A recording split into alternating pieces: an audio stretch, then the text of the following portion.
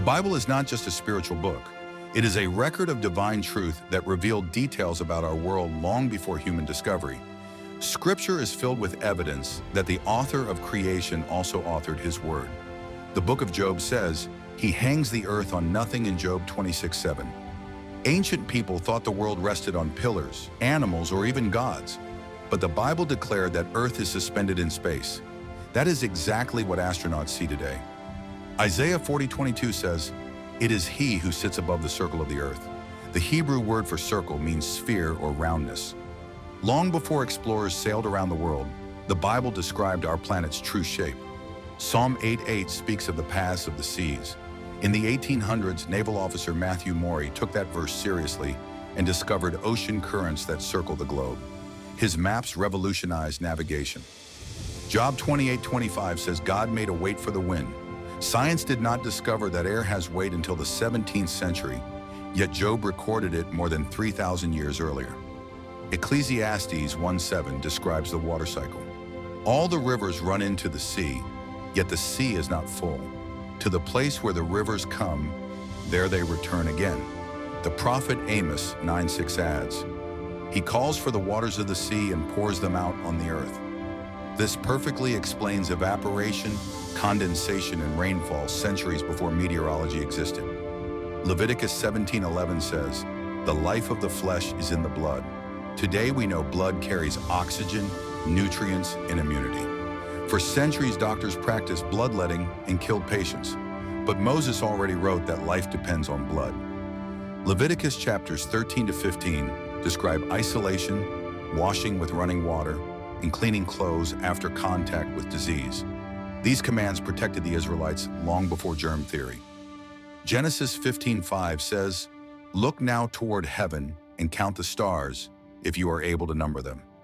Jeremiah 33:22 says, "As the host of heaven cannot be numbered, nor the sand of the sea measured." Ancient astronomers could see only a few thousand stars. Today we know there are billions of galaxies, each with billions of stars. Job 38:19 asks, "Where is the way to the dwelling of light?" Light has a path. Modern physics proves that light travels at a constant speed, about 186,000 miles per second. The Bible described the motion of light long before Einstein, Isaiah 45:12. Records God saying, "I have made the earth and created man upon it. I even my hands have stretched out the heavens." Zechariah 12:1 repeats that the Lord stretches out the heavens. Scientists discovered the universe is expanding, but the Bible said from the beginning that God stretched it by his command. 2 Peter 3:5 says, "The earth was formed out of water and by water." Genesis 1:9 records, "Let the waters under the heavens be gathered together into one place, and let dry land appear." Water shaped the surface of the earth and sustains every living thing.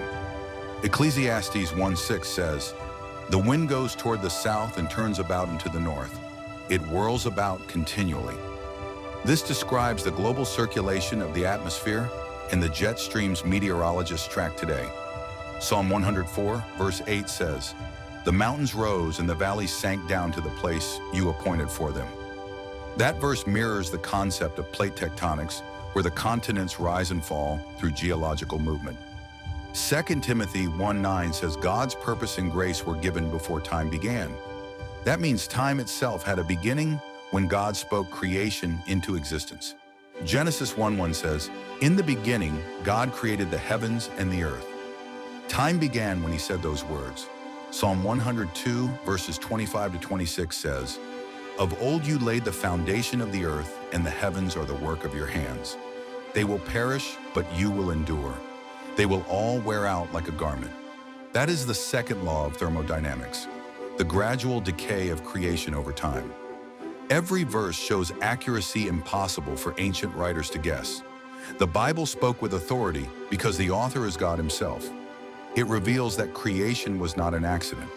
God spoke and everything came into existence. Science keeps discovering what Scripture already declared. The heavens, the laws of nature, and the details of life all point back to a designer. True science and true Scripture never conflict because both come from the same source. Romans 1:20 says, Since the creation of the world, God's invisible attributes, his eternal power and divine nature, have been clearly seen, being understood through what has been made, so that people are without excuse. Creation testifies of the Creator.